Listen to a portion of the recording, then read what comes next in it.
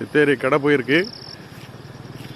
சித்தேரி தண்ணி கடை போய் அந்த தண்ணி ஆற்று வழியாக வந்துக்கிட்டு இருக்கு. நைட்டு 2 மணிலேருந்து 3:30 மணி வரையில் ஒரு கடுமையான மழை. சாதாரண மழையில் கடுமையான மழை. அதனுடைய போக்கு